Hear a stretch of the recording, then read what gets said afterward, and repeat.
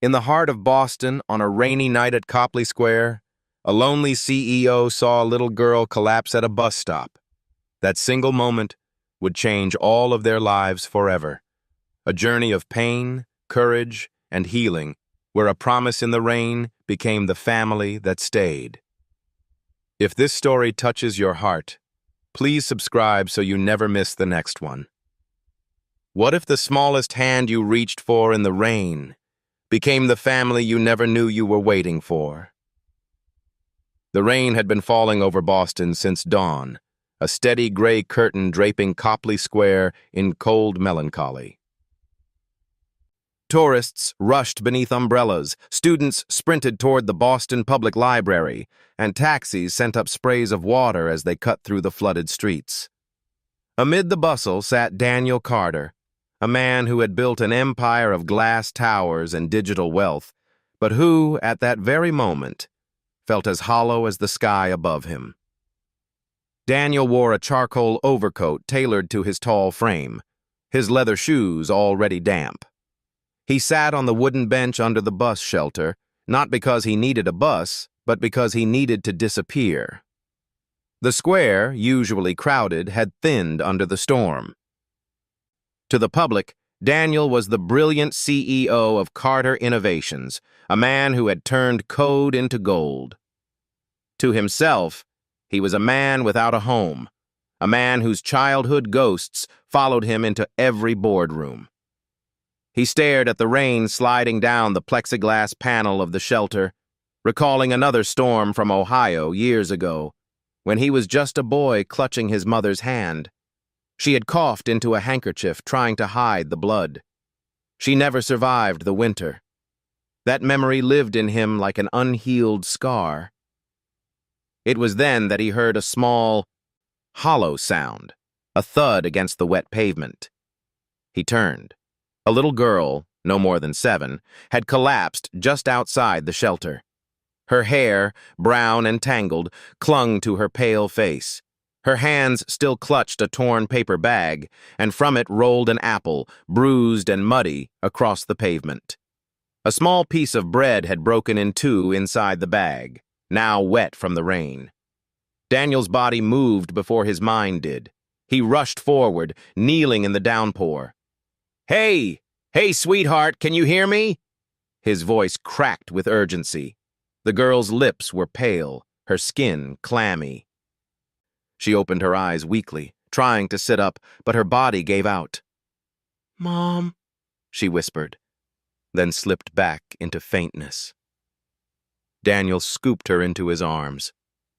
She was feather-light, frighteningly so, as if she had been starving for days. He felt the sharp angles of her shoulders through her damp sweater. The crowd passed by. Tourists, professionals, strangers, all too busy, too indifferent. None stopped. He tightened his hold, ignoring the rain pelting his face. "You're okay now. I've got you." His voice was softer this time, but resolute. The girl's paper bag dangled from his hand as he flagged down a cab. The driver hesitated at first, wet seats, the risk of a child, but one glance at Daniel's fierce expression made him unlock the doors. Daniel slid inside, cradling the girl against his chest. "Massachusetts General Hospital, now," Daniel ordered. His voice carried the authority of someone used to being obeyed. The cab sped through the flooded streets, tires hissing on wet asphalt. Daniel pressed 2 fingers to the child's wrist, checking for a pulse the way he remembered from his own mother's hospital days. It was there, but weak. Too weak. As they neared the Charles River, Daniel kept speaking softly, hoping she could hear him. "Stay with me, little one. Just stay with me a bit longer." The cab screeched to a halt at the hospital entrance. Daniel stormed inside, carrying the child like a precious bundle. The fluorescent lights of the ER glared overhead. Nurses rushed forward, instantly taking her from his arms and placing her onto a gurney. "What happened?" one nurse asked as they wheeled her away. "She collapsed at Copley Square. Daniel replied, his voice firm. "She's malnourished. Please, help her." The nurse gave him a sharp look of recognition. She knew who he was. But Daniel didn't care about reputation. All he cared about was the fragile girl who had nearly disappeared into the rain. He stood frozen as they pushed her through double doors, the sound of machines beeping and orders being called. For the first time in years, Daniel Carter felt helpless. His millions meant nothing in that moment. His status, his empire, his carefully built fortress of solitude, all useless against the fragility of one small life. The minutes stretched like hours. Daniel sat in the waiting area, water dripping from his coat, hands trembling slightly, though he tried to hide it. On the plastic chair beside him lay the soggy paper bag he had carried from the bus stop. He opened it and saw the half loaf of bread and the apple, no larger than a child's fist. That was all she had. He clenched his jaw, a wave of fury and sorrow rising in him. How many children in his own city were living like this, hungry, fainting on sidewalks, while men like him argued over market shares and quarterly returns? The door swung open. A doctor in scrubs approached. "Are you with the girl?" Daniel rose to his full height. "Yes, I found her." "She's stable for now," the doctor said. "Severe hypoglycemia and dehydration. Malnutrition is evident. We've given her IV fluids and glucose. She'll need further evaluation." Daniel exhaled deeply, relief washing through him. "Can I see her?" The doctor nodded and led him down the hallway. Daniel entered the small recovery room and saw her lying on the bed, an IV line taped to her tiny hand. Her chest rose and fell steadily now. She looked fragile. Yet there was a resilience in the way her fingers clutched the blanket. As he approached, her eyes fluttered open. She stared at him with curiosity, then whispered, "Where's Mom?" Daniel knelt beside her, heart twisting. "We'll find her, sweetheart. I promise." Her lips curved faintly, as if she wanted to believe him. Then her eyes closed again, surrendering to sleep. Daniel sat back, watching her breathe. The storm outside rattled against the hospital windows, but here, in this room, something had shifted. He had walked into the rain that morning as a man fleeing from his emptiness. Now, without warning, he had found a reason to stay. The fluorescent lights of Massachusetts General Hospital hummed quietly above, a low, steady rhythm against the storm still raging outside. Daniel Carter sat in the recovery room chair, his overcoat now draped over the back. His eyes remained fixed on the child lying in the narrow bed, the IV line taped carefully against her fragile skin. Lily Brooks stirred. Her eyelids fluttered open, revealing hazel eyes that seemed too large for her gaunt face. She blinked at the ceiling, then turned slowly toward him. "You stayed," she whispered, her voice hoarse. "Of course I did," Daniel replied gently. "How are you feeling?" She licked her dry lips, then winced. "Thirsty, but I can't stay here. I have to go back." Daniel leaned forward. "Back where?" "To my mom," Lily said, her tone suddenly urgent. "She needs me. She's sick. She can't get out of bed. If I'm not there, she won't eat." Her small hands clutched at the blanket as though she was preparing to throw it aside. Daniel placed his palm lightly on her arm. "Easy," he said softly. "You need to rest." "The doctors want you here until you're stronger." But Lily shook her head stubbornly. "No, I can't rest. Mom, she doesn't have anyone else." Daniel hesitated. He could see the fierce loyalty in her, the same fire that had once burned in him when his mother had grown ill. The memory pierced him, the nights in Ohio when he, A boy of 12 had tried to heat soup for his mother and failed, the way she had smiled through her pain to reassure him. "I understand," Daniel murmured. "But if you collapse again, how will you help her then?" Lily's eyes filled with tears. "I promised her I'd be strong." Just then, the doctor entered with a clipboard. "Mr. Carter," she said, addressing him with formal recognition, "we've run initial labs. The child is severely anemic and hypoglycemic, likely due to chronic malnutrition. We recommend at least 48 hours of monitoring and IV therapy." Lily sat up quickly, defiant despite her frailty. "No, I can't stay that long. I need to go home." The doctor frowned. "Honey, your body needs this treatment. Without it, you could faint again, or worse." Daniel looked between the doctor and Lily. He could feel her panic and her desperation to return to the only family she had. His chest tightened. He turned back to the doctor. "If I can find her mother and bring her here, would that satisfy the concern?" The doctor adjusted her glasses. "If the mother's condition is as fragile as the child describes, she may need medical care herself. But yes, if both are admitted, we can stabilize them together." Lily's eyes widened with hope. She reached for Daniel's hand. "Please, please find her." Daniel squeezed her fingers gently. "I will. But you have to promise me you'll stay right here until I come back." Lily hesitated, then nodded reluctantly. "But don't let them take her away. Promise me." His voice dropped, steady and calm. "I promise." The doctor left, and the beeping of the IV monitor filled the silence. Daniel remained with Lily for another hour, listening as she told him pieces of her story. "We live in Dorchester," she explained, her voice soft, almost ashamed. "It's a small apartment. The ceiling leaks when it rains, and sometimes the heat doesn't work. Mom tries to clean houses when she can, but lately she can't even stand. I go to the church kitchen sometimes for food. They let me take apples, bread. That's what was in my bag."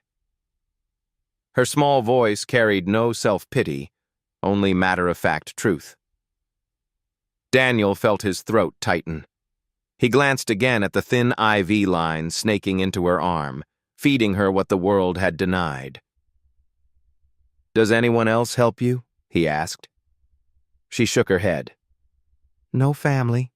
Just me and Mom. But I don't mind. She reads me stories when she can.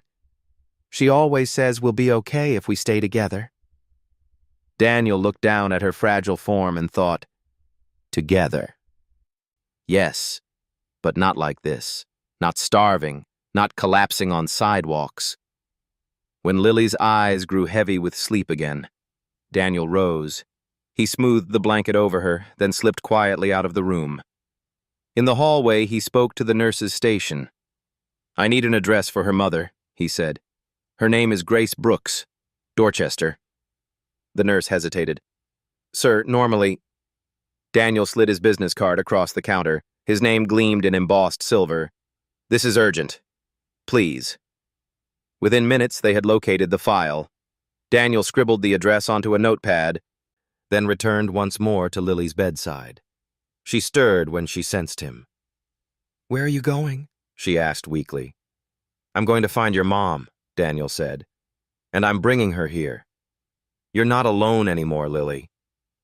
Her small lips curved into the faintest smile. "Thank you." He left before she could see the emotion threatening to break his composure. Outside, the rain had slowed to a drizzle. Daniel's driver pulled up at the hospital entrance. Daniel climbed into the car, clutching the slip of paper with the Dorchester address. His heart pounded. He had no idea what he would find there, only that he could not let that little girl's hope be broken. As the car cut through Boston's streets, Daniel looked out at the city he thought he knew so well. He had built towers here, employed thousands, made millions.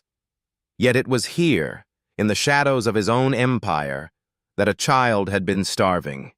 For the first time in years, he felt the stirrings of something deeper than profit or strategy. A call he could not ignore. He leaned back, eyes closed briefly. The rain had brought him Lily. Now it was sending him toward Grace Brooks. Toward the truth of why a little girl had been carrying bread and an apple through a storm instead of being safe at home. And Daniel Carter, lonely, guarded, and haunted, knew he would not rest until he found her. The cab wound its way through Boston's neighborhoods, leaving behind the polished glass of Back Bay and the historic grandeur of Beacon Hill. As the streets grew narrower and the buildings more worn, Daniel Carter felt a heaviness settle over him. Dorchester was not a place he visited. Deals weren't signed here. Investors didn't gather in its cracked brick apartments. But tonight, Dorchester was where a promise led him. The car stopped in front of a 3-story building streaked with rain and neglect. The paint peeled from its facade, and trash bins leaned haphazardly against a chain-link fence. A faint yellow light flickered through a single window on the second floor. Daniel stepped out, his polished shoes sinking slightly into the cracked pavement. He looked up at the building and thought of Lily's words. She can't get out of bed. If I'm not there, she won't eat. He climbed the narrow staircase, each wooden step groaning under his weight. At the door, he paused. For a man who had stood before boardrooms filled with Wall Street giants, his hand trembled now as he knocked. Silence. He knocked again, firmer. At last, a faint sound came from inside, a cough, raspy and weak. He pushed gently on the door. It creaked open. The apartment was dim. A faint odor of mildew clung to the air. The wallpaper peeled in strips, and the ceiling bore stains of water damage. On the floor sat a thin mattress, its edges frayed. Upon it lay a woman, her dark hair spread across the pillow, her face pale beneath the shadow of illness. Daniel's chest tightened.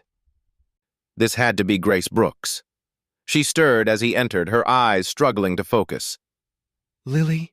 she whispered, her voice fragile. Daniel stepped closer, crouching beside her. "No. I'm Daniel Carter. I found your daughter. She fainted at Copley Square. She's at Massachusetts General now, stable. But she needs you." Grace blinked, confusion mingling with fear.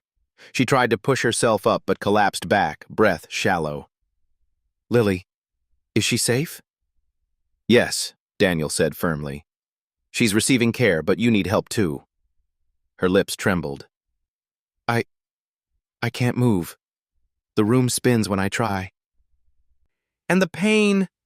She clutched her side. Daniel leaned closer. "When was the last time you saw a doctor?" Grace's eyes dropped, ashamed. "Months. Maybe more. I don't have insurance anymore. I lost my job cleaning offices when I couldn't keep up. After that, I just tried to hold on. Lily kept bringing food from the shelter kitchens. She's just a child, but she takes care of me." Daniel closed his eyes briefly, overwhelmed by the image. A 7-year-old carrying bread through the rain to feed her mother while the city rushed past without noticing. When he opened them again, Grace was trembling. He reached for his phone. "You're coming with me. I'll call a private ambulance." But she shook her head weakly. No, please. Don't take me away from Lily." Daniel's voice softened. "You'll be with her. I promise. But if you stay here, she could lose you. And she's already lost too much." Her eyes filled with tears. For a moment she seemed to resist, but then she whispered, Stay until they come." "I will." As they waited, Daniel looked around the apartment. In the corner, beside a stack of old newspapers, he saw a small tin box. Its lid was dented, but it had been carefully placed on a milk crate like a treasure chest. Curious, he opened it. Inside lay a collection of small items: a faded photograph of Grace holding a toddler Lily at a playground, a few crumpled dollar bills, and sheets of paper covered with a child's handwriting. Daniel picked one up. The letters were uneven, misspelled in places. "Dear Mom, I went to church for food today. Don't worry, I'll be back soon. I love you. Lily." His throat tightened. Each note was a record of a child's determination to care for her mother. He shuffled through others. "I'll bring you soup tomorrow. Please rest until I'm back." Everyone ended with "I love you." Daniel carefully replaced the papers.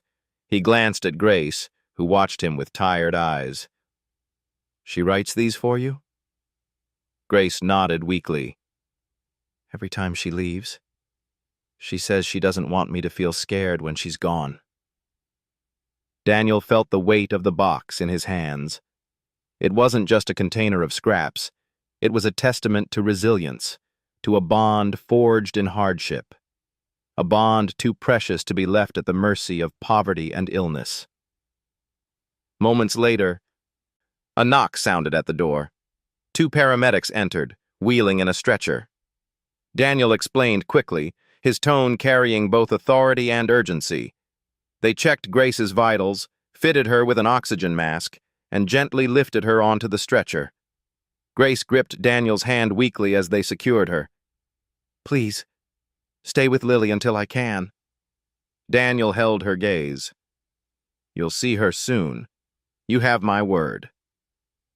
The stretcher rolled down the narrow stairs, Daniel following close behind, carrying the tin box tucked safely under his arm. Outside, the rain had nearly stopped, leaving the streets glistening under the streetlights. As the ambulance doors closed, Daniel climbed in beside Grace. He looked out at Dorchester disappearing behind them and thought of the countless others hidden in its shadows. But tonight, his focus was singular. The little girl who had fainted in the rain had a mother, and that mother needed saving too. For the first time in years, Daniel felt his life being pulled in a direction not chosen by board meetings or stockholders. It was chosen by a promise, by the fragile hand of a child, and now by the fragile breath of her mother. He pressed a hand over the tin box. Inside it were love notes scrawled in pencil, a daughter's fierce devotion. Outside, Grace's faint breathing filled the ambulance cabin. Daniel Carter knew one thing with absolute clarity: he would not let either of them down.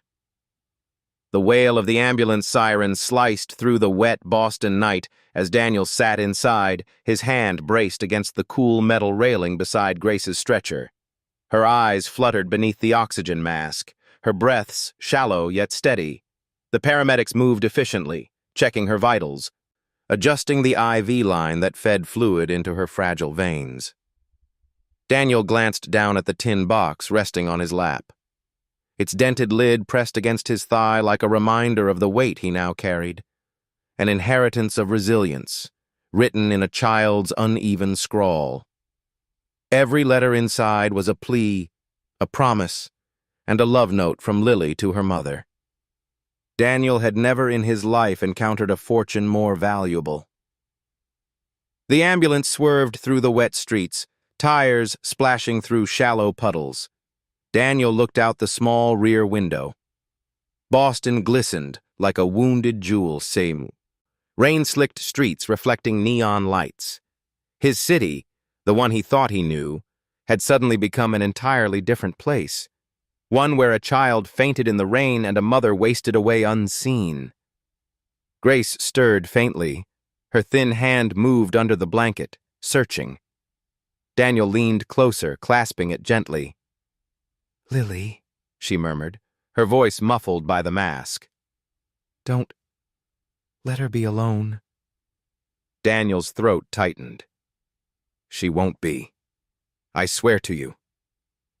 The ambulance pulled to a stop at the Massachusetts General Hospital bay. The doors swung open, and rain swept inside in cold gusts. Paramedics wheeled Grace out swiftly, the stretcher's wheels rattling across the wet pavement. Daniel followed close, the tin box clutched against his side, his expensive shoes soaked once more. Inside the brightly lit ER, Grace was checked in immediately. Nurses surrounded her, attaching monitors, inserting another IV line, adjusting the oxygen flow. Daniel remained at the doorway watching, his hands clenched. He wanted to do more, to fix it instantly, but he knew this fight would be fought minute by minute. A soft voice pulled him back. "Mr. Carter." He turned. It was the same nurse who had been watching over Lily earlier. "The child is awake and asking for her mother. We explained she's being brought in." Daniel nodded. "Take me to her." He walked quickly down the hall, his pulse racing. He opened the door to Lily's room, and there she was, sitting upright now, cheeks still pale, eyes wide with both fear and fragile hope. When she saw Daniel, she leaned forward. "Did you find her?" Daniel moved to her bedside, kneeling so their eyes met. "Yes, Lily. I found her. She's here now. She's being cared for, just like you." The relief on her small face nearly undid him. Tears welled in her eyes. "Can I see her? Please?" Daniel exhaled slowly. He remembered the doctor's warnings, the fragility of both their conditions. But then he saw the desperation in Lily's expression, the kind of need no medical order could silence. "I'll make it happen," he said. He stepped into the hallway and flagged a nurse. "She needs to see her mother just for a moment." The nurse hesitated. "It's against protocol while she's still stabilizing." Daniel's tone shifted, quiet but resolute. "I'll take responsibility. Please." Minutes later, the nurses carefully wheeled Grace's stretcher into Lily's room. Grace, still attached to oxygen, turned her head weakly. When Lily saw her, she scrambled off the bed, IV tubing trailing. Daniel caught her gently, supporting her small body as she leaned over her mother. "Mom," Lily whispered, pressing her forehead against Grace's arm. "I was so scared." Grace's hand lifted, trembling, brushing against her daughter's hair. Through the mask, her voice cracked. "My brave girl, you stayed strong." Daniel stood behind them, his hand still on Lily's shoulder to steady her. Watching them, he felt the weight of everything he had lost years ago, the mother who had fought until her last breath, the boy he had been who couldn't save her. And in that moment, he made a decision. "I won't let this family be torn apart," he said quietly, almost to himself. The nurse shifted uncomfortably. "We really need to move Mrs. Brooks back for further evaluation." Grace's eyes flicked to Daniel. Panic flickered there, as if she feared being separated again. Daniel bent low, speaking with the firmness of a vow. "Listen to me, Grace. Listen carefully. You will not fight this alone. You and Lily, neither of you will ever be left alone again. I promise you." Grace's eyes filled with tears. Lily turned to look at him, clutching both his hands now. "You mean it?" she whispered. Daniel nodded solemnly. "I mean it." The nurse gently wheeled Grace away, promising she would return once stabilized. Lily watched until the stretcher disappeared through the double doors. Then she turned back to Daniel. "People always leave," she said softly, almost testing him. Daniel crouched again so he was level with her. His voice did not waver. "Not this time." She studied him, searching his face for cracks. Finally, she gave the faintest nod, as though allowing herself to believe. The storm outside had subsided, but a different kind of storm churned inside Daniel. For years, he had shielded himself with wealth, with distance, with the cold comfort of numbers on a screen. But now, holding a child's trembling hand in a hospital corridor, he realized that the truest wealth was here, in the fragile, beating hearts that had trusted him with their survival. That night, when Lily finally fell asleep again, Daniel sat by her bedside. He opened the tin box once more, reading another of her notes. "Dear Mom, I'll come back with food. Don't be scared. I love you." He folded the paper carefully, slipping it into his breast pocket, close to his heart. As he leaned back, exhaustion pressing against him, Daniel Carter knew that this promise in the rain had already rewritten his life. The corridors of Massachusetts General at night carried a different soundscape: soft beeps from monitors, the distant squeak of a janitor's cart, and the occasional echo of footsteps fading into silence. The storm outside had calmed, leaving Boston cloaked in a damp stillness. Within these walls, however, life and death moved quietly side by side. Daniel Carter sat in a reclining hospital chair, his long frame folded awkwardly, his eyes fixed on the child lying in the bed beside him. Lily's small chest rose and fell in rhythm with the IV monitor's steady pulse. A lamp cast a warm glow on her face, softening the gauntness that still lingered. He had promised her, and her mother, that they would not be alone again. But promises were easier spoken than kept. Daniel knew this. Still, he found himself unable to leave, tethered by something far stronger than obligation. The first night stretched into a vigil. Lily stirred around midnight, her thin fingers fumbling at the blanket. Daniel leaned forward instantly. "Do you need water?" he asked. She shook her head. "No, I was dreaming. Mom was reading to me. We were in the sunshine." Her voice was fragile but sincere. She turned toward him. "Do you dream?" Daniel blinked. No one had asked him that in years. "Not often," he admitted. "I used to when I was your age." "But life, it taught me not to expect much from dreams." "That's sad," Lily whispered, her eyes wide. "Dreams are the only thing that don't cost money." The words cut through him. How could a child who had gone hungry still understand more about hope than he, a man of limitless resources? He swallowed hard. "You're right. Maybe I should start dreaming again." Later, when the ward fell silent, Daniel leaned back, his eyes half closing. But sleep didn't bring rest. Instead, it brought memories. He was back in Ohio, a boy of 12, kneeling beside a mattress where his mother lay. The room smelled faintly of bleach from the laundromat she used to manage, but it couldn't cover the metallic tang of sickness. She coughed violently, and he had rushed to bring her water in a chipped cup. "Don't worry, Danny," she whispered, her voice thin. "You'll be someone great one day, stronger than me."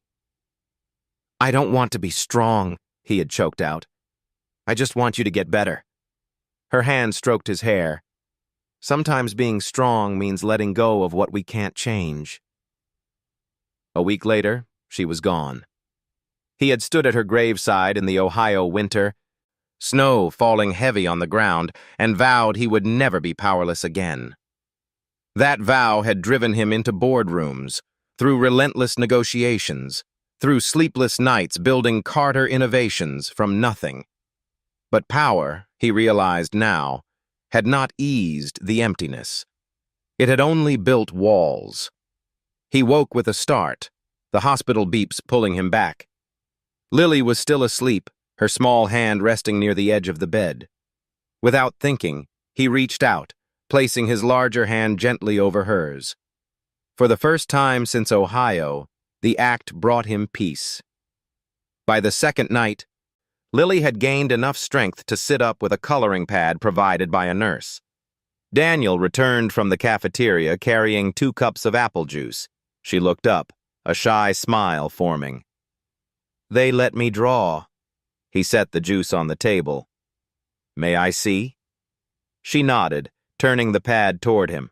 The page was filled with bright crayon strokes, a yellow sun overhead, green grass beneath, and 3 figures standing hand in hand. A small girl with brown hair, a woman with long dark hair, and beside them, a tall man in a navy suit. "That's you," Lily said softly, pointing to the man. Daniel's throat constricted. "Me?" She nodded. "Because you stayed." He stared at the drawing. In his suit, she had placed him not behind a desk, not alone in an office tower, but in the sun beside them. A family. "Can I keep this?" he asked. She shrugged. "I'll make another. I like drawing." Daniel folded the page carefully, slipping it into his breast pocket, just above his heart, right next to one of her notes from the tin box. He tapped his chest gently. "I'll keep it safe." The nights continued. Doctors checked Grace every few hours in the adjacent ward, treating her with IV antibiotics, stabilizing her weakened body. Daniel split his time between the 2 rooms, moving like an anchor tying mother and daughter together. One evening, as rain tapped lightly against the hospital windows, a nurse approached him. "You know, most visitors don't stay this long, especially not people in your position." Daniel glanced at her. "What position is that?" She hesitated. "The kind with money, power. People who send assistants instead of showing up themselves." Daniel gave a faint smile, though it carried sadness. "Maybe I've had enough of assistants. Some things can't be delegated." When she walked away, he returned to Lily's bedside, her crayons scattered across the sheets. She was working on another picture, a house this time, with flowers in the yard. "That's not where we live," she explained quickly, as if afraid he might correct her.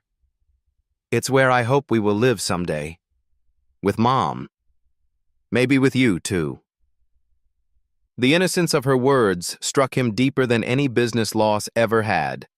She had already drawn him into her vision of belonging.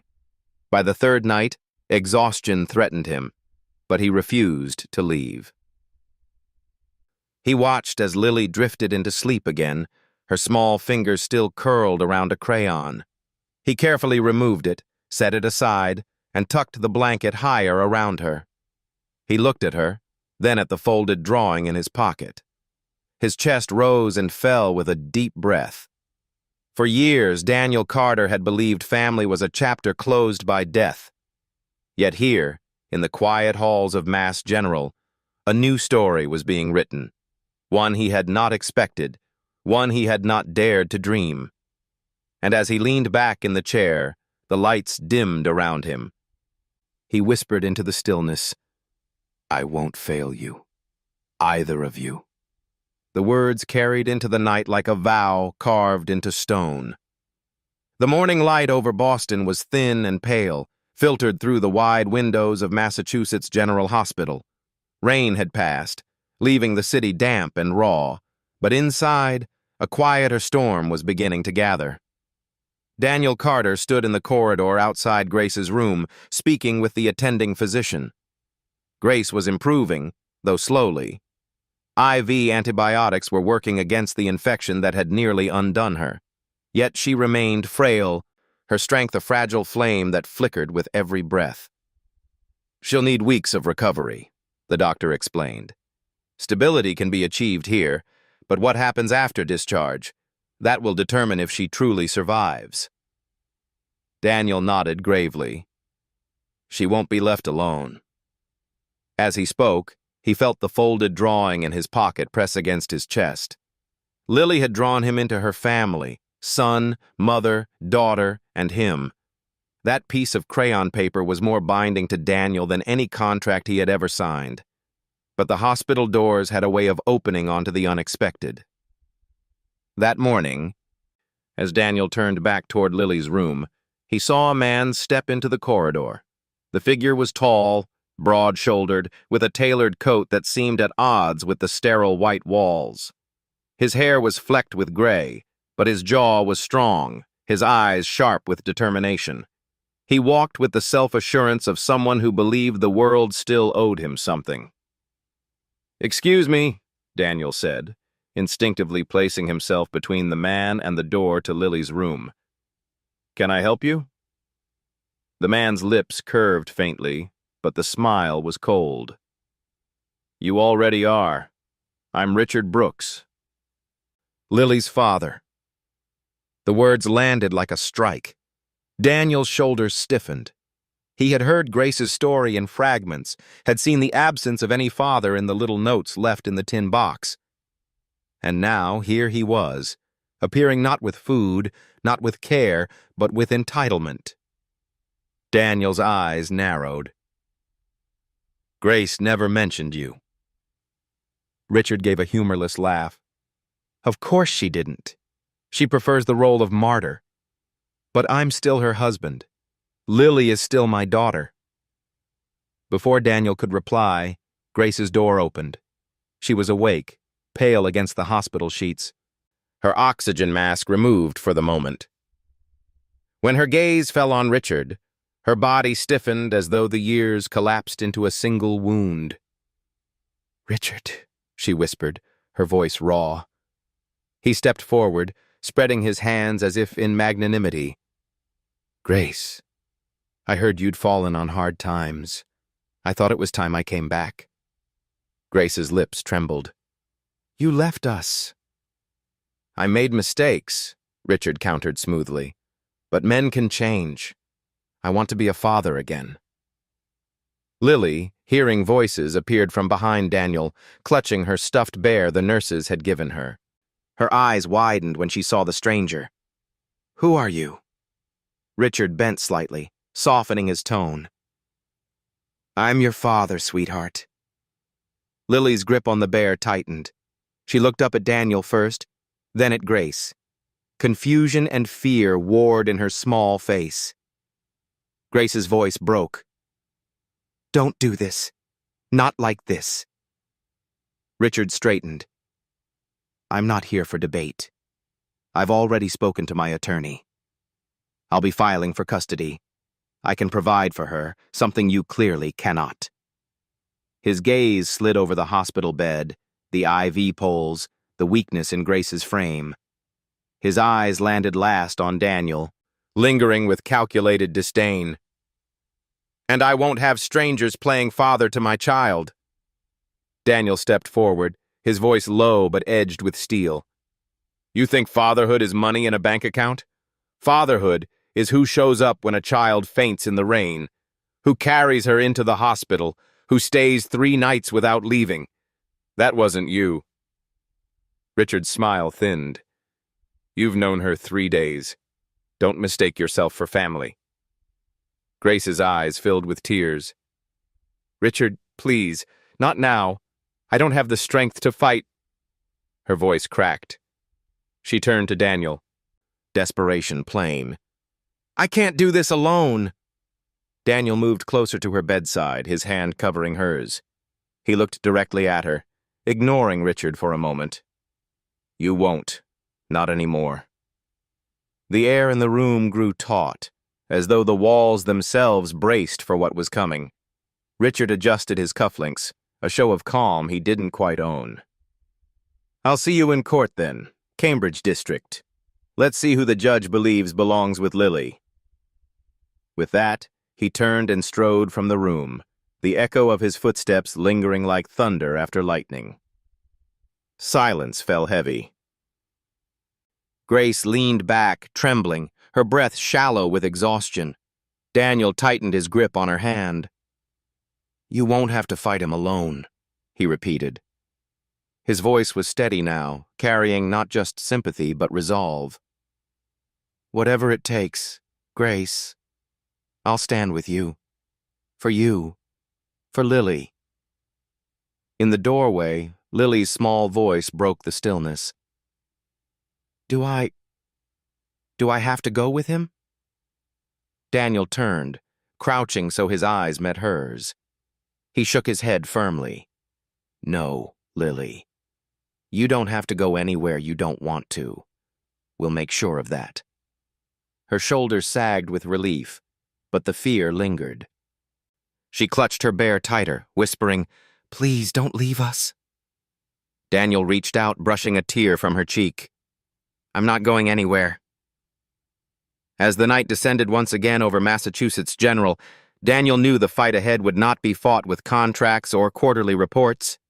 It would be fought in courtrooms, with affidavits and testimonies, against a man who had abandoned and now sought to reclaim what he had forfeited. But Daniel had already made his vow, in rain, in the quiet of the night, in the fragile hands of a little girl who believed him. He would not break it.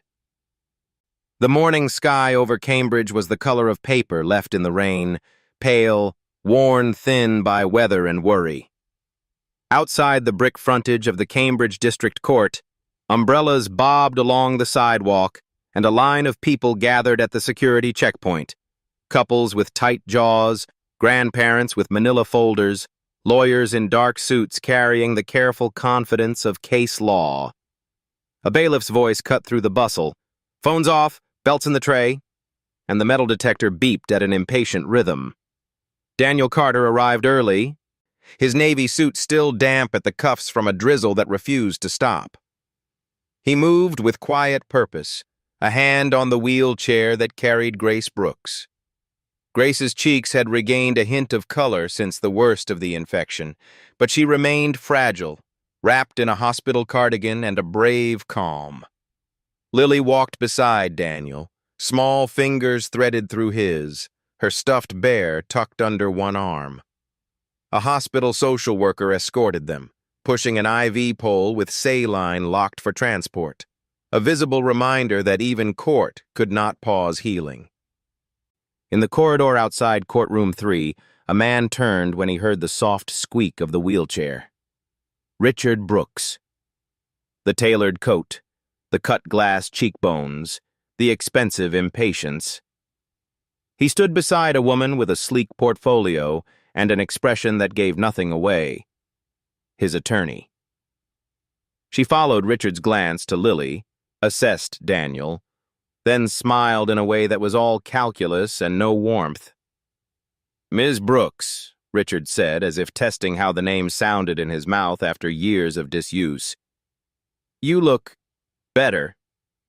Grace lifted her chin. "I'm here for Lily." Richard's attorney stepped forward. "I'm Attorney Clark. We'll be moving for emergency physical custody to Mr. Brooks due to the mother's incapacity and the child's medical neglect. I trust you've secured counsel?" "We have representation," the social worker replied, professional and cool. "And the guardian ad litem has submitted a preliminary report." She gestured toward a woman approaching with a file pressed to her chest. "Ms. Hahn, the GL. Her recommendations should guide any interim orders." Attorney Clark's smile thinned. "Recommendations aren't binding. Neither is a father's nostalgia," Daniel said, voice level. Richard's eyes flashed. "You've known them 4 days." "And I've been here for all 4, Daniel answered. "That counts." The bailiff opened the courtroom doors. "All rise for the Honorable Judge Evelyn Whitaker." They filed in. Stained glass windows high above threw muted color across the benches. At counsel tables, case numbers shuffled. Papers slid into place. The clerk called the matter. Brooks v. Brooks, with petition for emergency custody and competing petition for temporary guardianship. Judge Whitaker, gray hair swept back, gaze steady as a plumb line, took the bench and scanned the room. Mother pale but present, child clinging to a bear, a stranger whose posture spoke of protection rather than performance, and a father who'd arrived late to the story demanding the final chapter. She folded her hands. "Good morning. We apply one standard in this courtroom, the best interests of the child, not the pride of the parent, not the convenience of the schedule. The child. Understood?" She waited until every head nodded. "Proceed, Attorney Clark." Clark stood. "Your Honor, Mr. Brooks seeks immediate physical custody of his daughter, Lily. The mother is indisputably incapacitated, hospitalized for weeks according to the record. The child collapsed in public due to malnutrition. These facts are not disputed. The father is prepared to provide a stable home. The mother allowed the child to live in conditions that led to a medical emergency. She paced once, a metronome of purpose. Further, there is a stranger, Mr. Carter, inserted into the situation with no legal standing. We cannot outsource parenthood to philanthropists. Judge Whitaker looked to Grace's table. Response? A legal aid attorney rose, small, precise, with a voice that carried truth better than volume. Your Honor, Ms. Brooks has been ill and poor, yes, but poverty is not neglect. She sought help at shelters and churches, and the child remained bonded, attending school as best she could. When Lily collapsed, a member of the community intervened, Mr. Carter, and got her to the hospital. Ms. Brooks has been under medical care since. The Department of Children and Families conducted an emergency home assessment and found no intentional harm. She gestured toward the gal. The guardian ad litem's preliminary findings support continuity of care with the mother, supplemented by temporary guardianship to Mr. Carter to ensure stability during Ms. Brooks's recovery. The father has been absent for years. Attachment matters. Showing up matters. Call your first witness, the judge said. Ms. Brooks, the attorney replied gently. Grace's hands trembled as she was sworn. From the witness stand, the courtroom looked too large, its shadows too long. She cleared her throat. I did the best I could, she said, not as defense, but as confession. I cleaned offices until I couldn't stand. I lost my insurance. I got sick. Lily brought food from church kitchens. I never meant for her to go hungry. I thought I could keep us afloat. I was wrong. Do you love your daughter? Her attorney asked. Grace's face changed. Resolve brightened the frail edges. With everything in me? And who has helped you since the collapse at Copley Square? Grace's eyes found Daniel. Mr. Carter, he found Lily. He found me. He brought me to the hospital. He hasn't left. Attorney Clark stood for cross. Ms. Brooks, when was the last time you took Lily to a pediatrician? Grace swallowed. Months. I couldn't, Clark cut in. Couldn't afford it. So the child fainted from hunger, isn't that true? Tears rose. Grace kept her voice steady. It is true she fainted. It's also true I stayed alive long enough to see this day because she kept us both going. I failed at things that cost money. I didn't fail at loving her. A silence followed, uncomfortable for some, clarifying for others. Mr. Carter, Grace's attorney said, please take the stand. Daniel swore in, the oath oddly grounding. He sat, posture unguarded. State your relationship to Lily. I met her 4 days ago, he said. At Copley Square. She collapsed. I carried her to Mass General. I found her mother and brought her in. I've been with them since. What's your intention today? To keep a promise. To make sure Lily is safe and with the person she loves most, her mother, while Grace recovers. I've petitioned for temporary guardianship to bridge that time. I'm not trying to replace a parent. I'm trying to be what I wish someone had been for me when I was 12 and my mother was dying. Someone who stayed. Clark rose. Mr. Carter, you're a CEO, correct? Net worth in the hundreds of millions? Daniel's mouth tightened. Yes. And you swooped in and decided you knew what a family needed better than its own father? I decided a child shouldn't go hungry, Daniel replied. The rest followed. Do you imagine money makes you a better guardian? I imagine showing up does, he said calmly. Money buys time. I'm choosing to spend mine here. Are you aware Mr. Brooks is the child's legal father? I'm aware he wasn't at Copley Square. Clark's eyes cooled. No further questions. The gal, Ms. Hahn, took the stand next, professional, neutral, meticulous. I interviewed the child, Ms. Brooks, Mr. Brooks, the hospital social worker, and reviewed medical records, she said. I conducted an attachment observation in the hospital playroom. And your findings? The judge asked. The child demonstrates a primary attachment to her mother. Separation increases anxiety, but not fear when the mother remains in visual range. Introductions to the father elicited guarded behavior and withdrawal. She physically moved behind Mr. Carter without prompting. Ms. Hahn consulted her notes. When asked to draw her family, she depicted herself, her mother, and an adult male in a navy suit. She labeled him Daniel. The father was not included in multiple drawings. Clark stood. Guardians ad litem are aware drawings aren't dispositive. They're not, Ms. Hahn agreed. But patterns matter. And the child's stated preference? The judge asked. Ms. Hahn hesitated. Your Honor, given her age, I'd recommend you speak with her in camera. Judge Whitaker nodded. We'll take a brief recess. I will confer with the child privately. In chambers, the heavy wood door closed softly. Lily sat on a chair too big for her, feet not touching the floor, bare in her lap. The judge sat opposite, no robe, only a soft cardigan and a glass of water placed within reach. A court reporter sat quietly in the corner. Ms. Hahn stood near the bookcase, eyes kind. Hi, Lily, the judge said, voice gentle. Do you know why you're here? Lily nodded, serious.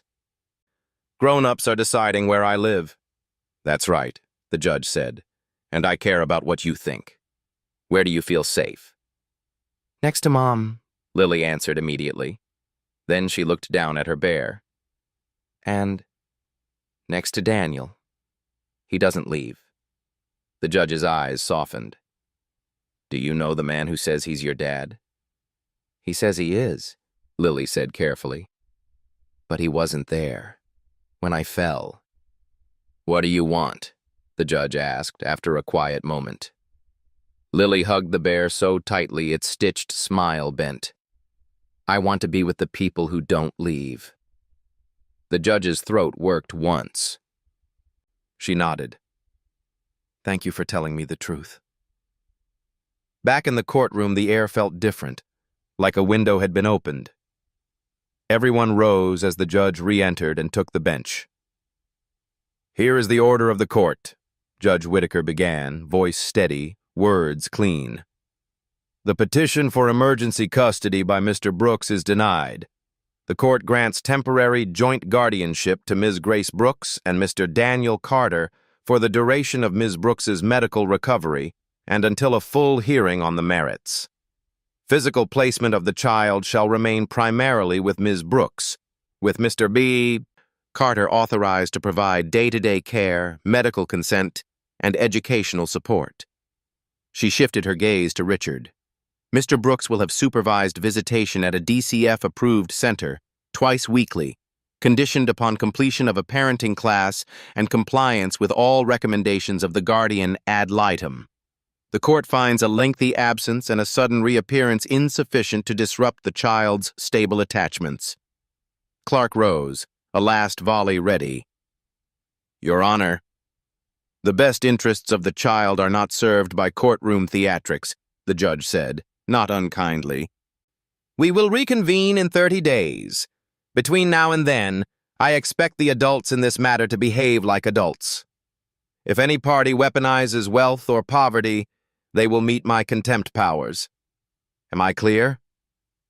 The answer was a chorus of quiet yeses. The gavel tapped once, not like thunder, but like the closing of a door against wind. The clerk called the next case.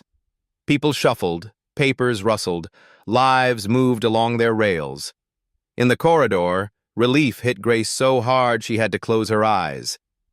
Daniel steadied the wheelchair, then dropped to a crouch so he and Lily were eye level, The hallway buzzed with other families' battles.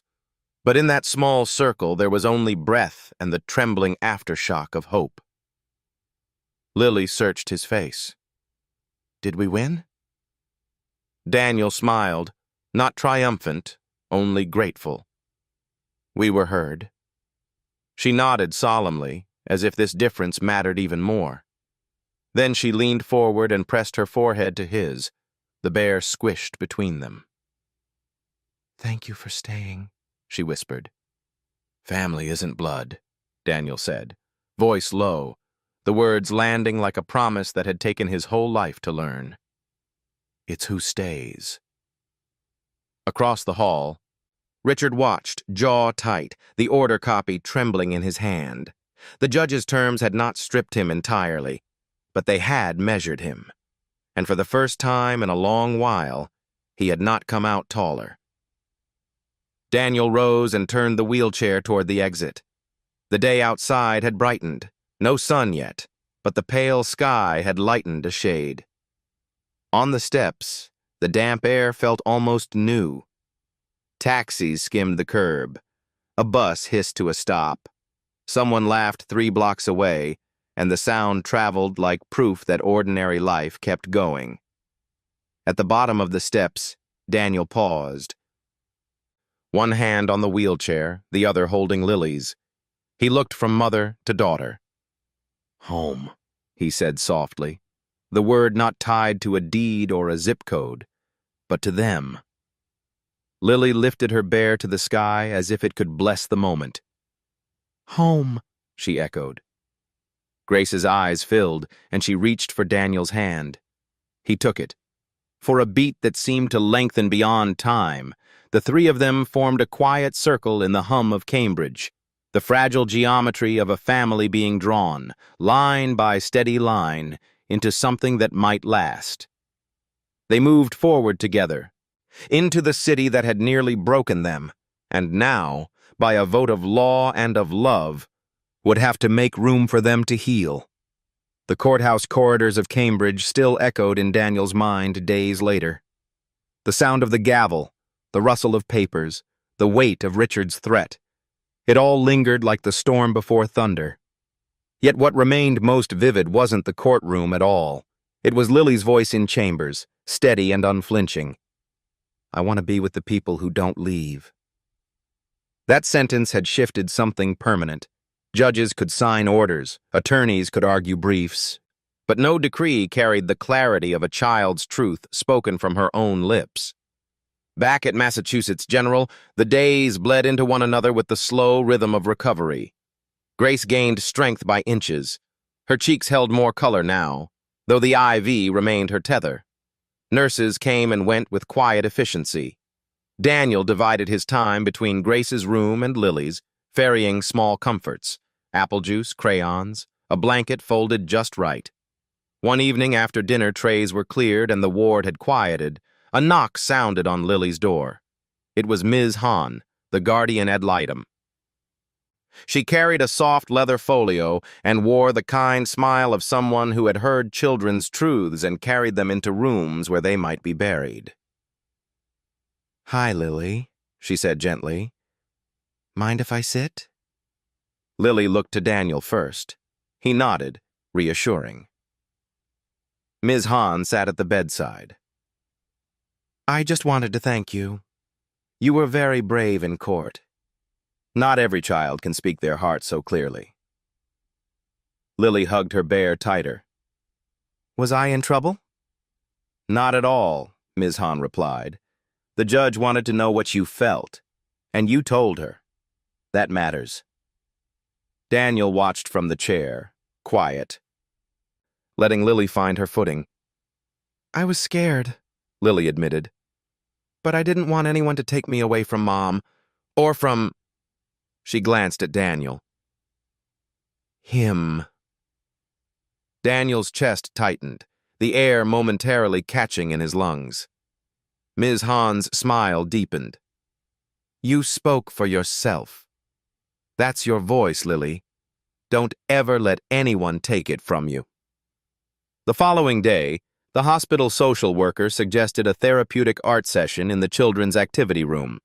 Daniel accompanied Lily down the hall, pushing a rolling IV pole. Inside, a counselor set out paints and large sheets of paper. "Draw whatever you feel," the counselor encouraged. Lily dipped her brush in blue paint and began to work. Daniel sat beside her, observing silently as shapes emerged. At first, a storm cloud, dark gray swirls looming over stick figures. One small figure crouched beneath, holding an umbrella too small. "That's me," Lily explained. "And the rain was too heavy." Daniel nodded, throat tight. "What about now?" She picked up yellow paint, swirling a sun that pushed the clouds to the edge.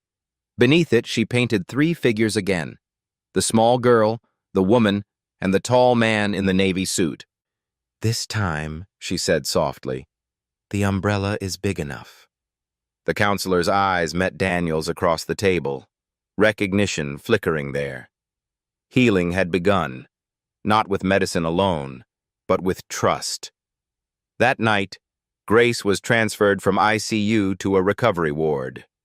Daniel wheeled her slowly down the corridor, Lily walking beside them. The family they were becoming moved like a fragile procession. The man who had sworn to stay, the woman fighting her way back from illness, and the child who had already carried more than her years should have borne. When they reached the new room, Grace sank onto the bed, exhausted. Lily climbed carefully beside her, resting her head on her mother's shoulder. "Mom," she whispered, "I told the judge I wanted to stay with you." Grace's eyes brimmed with tears. "Oh, my brave girl, what did you say?" "That I want to be with the people who don't leave." Grace pressed her lips to her daughter's hair. "You're stronger than I ever was." Lily looked up then, her gaze flicking between her mother and Daniel. "We're strong together." Daniel swallowed hard. He reached into his pocket and unfolded the crayon drawing Lily had given him nights earlier. The 3 figures, hand in hand under the sun, now felt less like a child's dream and more like a blueprint. "I kept this safe," he said quietly, placing it on the nightstand. "Because it's the truth. Family isn't a courtroom argument. It's right here." Grace reached for his hand, her fingers weak but steady. "Daniel, I don't know how to thank you." "You don't need to," he replied. "You just need to keep fighting. Let me carry the rest." But peace was not permanent. A letter arrived the next morning, hand-delivered by a court officer. Richard had filed for an expedited appeal, demanding reconsideration of custody, alleging bias, claiming Daniel's wealth had unfairly influenced the court. Grace paled as the social worker read it aloud. "He won't stop," she whispered. "He's going to drag us back again and again."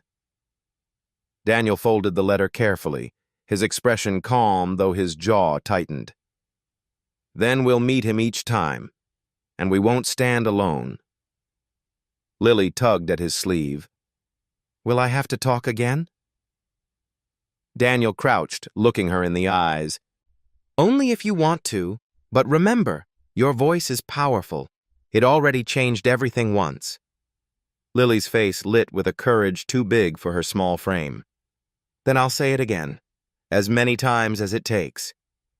That evening, as Boston's skyline glowed in the distance, Daniel stood by the hospital window, his reflection fractured in the glass. He had once thought legacy was measured in contracts signed and buildings named. Now, he realized, legacy was a 7-year-old girl holding her mother's hand, unafraid to speak truth even when the world tried to silence her. Behind him, Lily's voice rose in laughter, soft, bright, and unburdened for the first time in weeks. Daniel turned, watching her, and understood. The storms were far from over. But they had already won something no court could take away: a family. The rain that had followed them for weeks finally broke, leaving Boston washed and luminous in the pale gold of an autumn morning. On Commonwealth Avenue, the rows of brownstones gleamed, their brick facades glistening after the storm. The trees lining the boulevard were just beginning to shed their leaves, rust, amber, and gold tumbling onto the sidewalks. It was here, in Back Bay, that Daniel Carter had chosen to begin again. The apartment he brought them to was on the third floor of a restored brownstone, its windows tall and arched, its hardwood floors polished to a soft glow. To Daniel, it had always been just another property, an investment piece, a line item in a portfolio too vast to notice. But as he opened the door for Grace and Lily, his chest tightened. For the first time, this space felt like something else entirely. Not an asset, a home. Grace wheeled forward slowly. Her frame still weakened but steadier now without the oxygen mask. She paused in the doorway, eyes widening as she took in the light streaming across the room, the high ceilings, the scent of fresh paint and cedar polish. "I don't understand," she whispered. "Why here?" Daniel stood behind her, his hand on the chair. "Because it's safe. Because you deserve more than survival, and because Lily deserves walls that keep out the rain." Lily darted past them, her small shoes tapping against the floor. She ran from room to room, her laughter echoing off the walls. Finally, she stopped in the front room where the windows overlooked the avenue. She pressed her palms against the glass. "Look, Mom," she cried. "We can see the trees, and the people walking dogs." Grace covered her mouth, overwhelmed. Tears welled, but for once they were not born of fear or exhaustion. Over the next days, the apartment transformed under Lily's touch. She taped her drawings to the walls, bright suns, crooked houses, stick figures holding hands. Each picture was a declaration. We are here. We are together. This is ours. Daniel watched with quiet awe. He had once filled offices with framed modern art worth more than most families earned in a year. But none of it had ever made a room feel alive the way these crayon suns did. One morning, Lily tugged at his sleeve. "Can we have breakfast here? Like, every morning?" Daniel crouched to meet her eyes. "Every morning," he promised. So it began. They ate scrambled eggs and toast at the small kitchen table, steam rising from mugs of coffee and hot cocoa. Grace laughed more now, though her voice remained soft, as if testing joy after years without it. Lily chattered about school, about wanting to learn to play the violin, about how maybe, just maybe, they could get a dog one day. Daniel found himself lingering over these breakfasts, deliberately ignoring the phone buzzing with missed calls and meeting requests. His assistants complained. Investors grew restless. Deals worth millions hung in limbo. For the first time in his career, Daniel didn't care. One afternoon, Grace sat by the window, her hair catching the sunlight. She turned to him, her expression caught between gratitude and worry. "You've sacrificed too much already," she said. "Your work, your business." "Grace," he interrupted gently, "for years I thought work was all I had. I built towers to fill a void that never closed. But those towers never held me at night. They never said thank you for staying. They never laughed at breakfast. If walking away from one deal means I get to sit here with you and Lily, then it isn't a sacrifice. It's a choice. And I'll make it every time." Her eyes softened. She reached for his hand, her fingers stronger now. "You talk like a man who's finally found home." Daniel smiled faintly. "Maybe I have." Lily's presence lit every corner of the Back Bay apartment.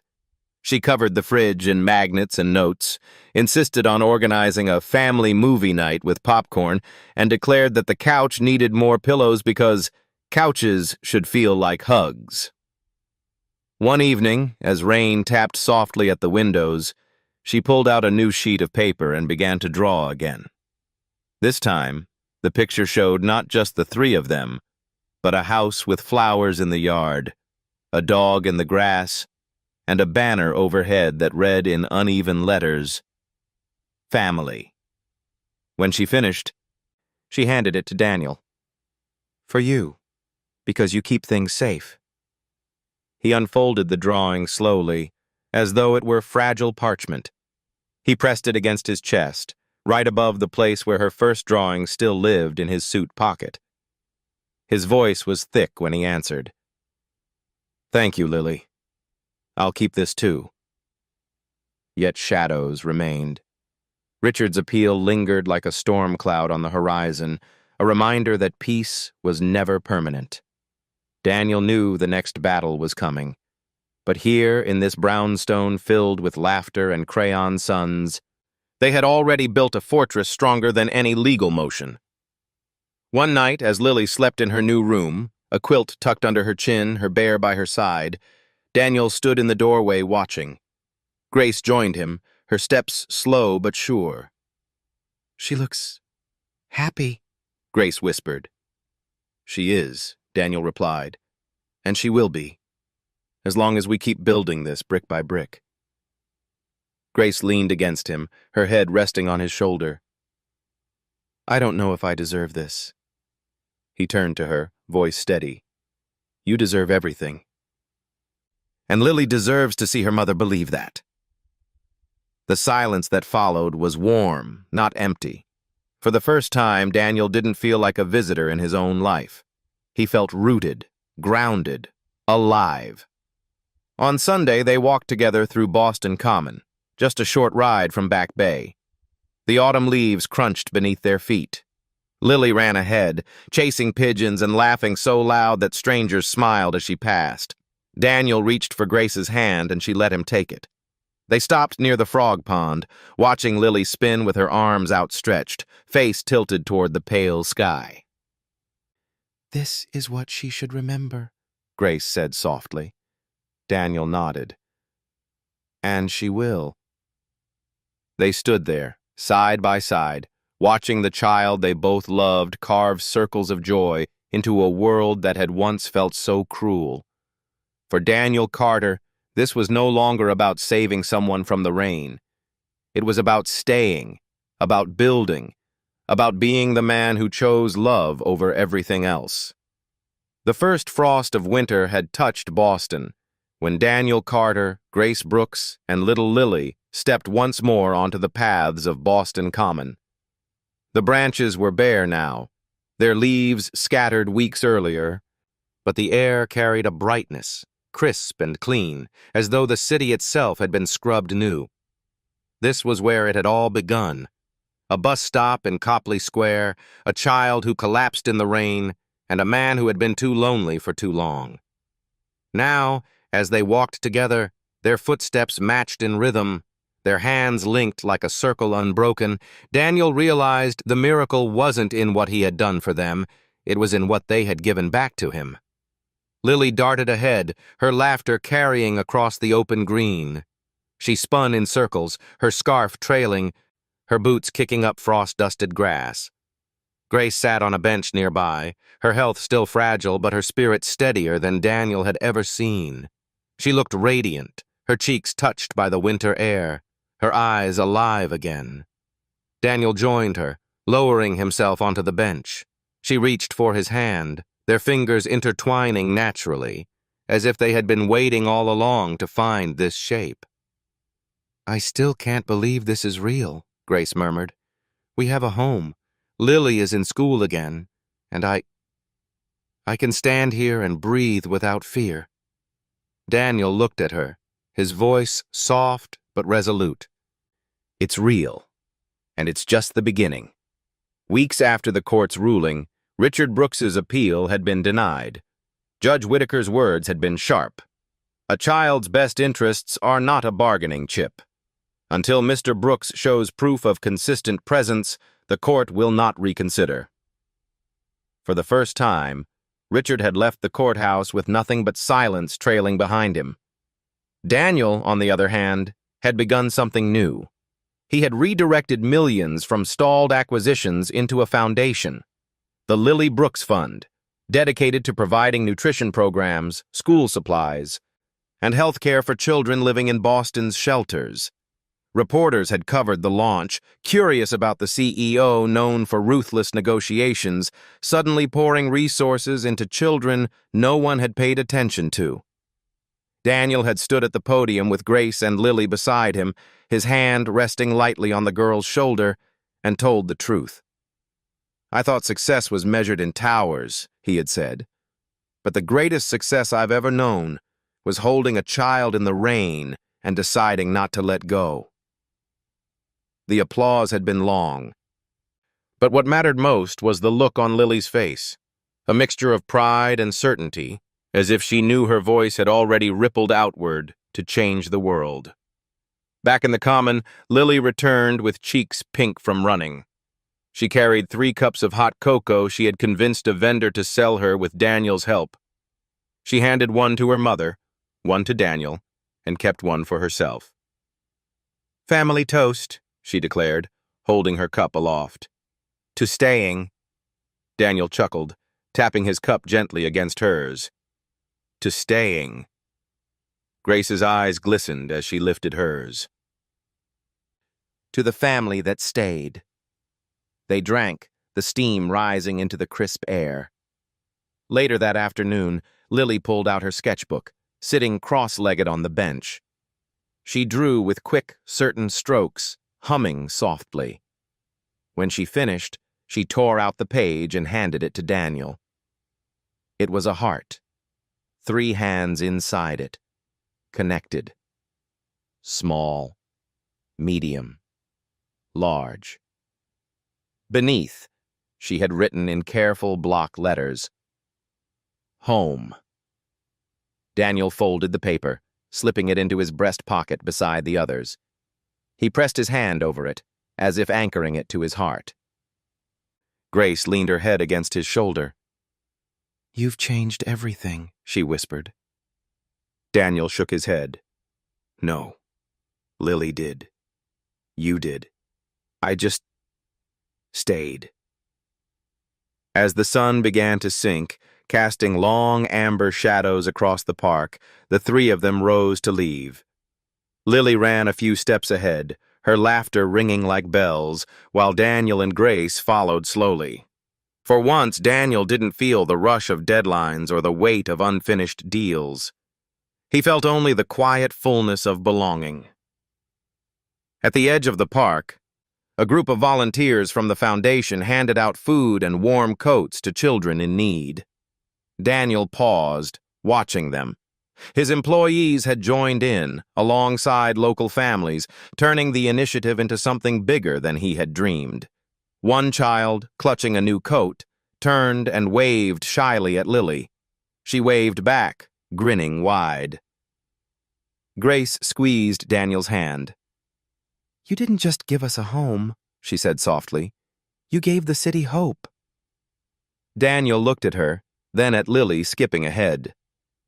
"I used to think legacy was about my name carved into glass towers." "Now I know.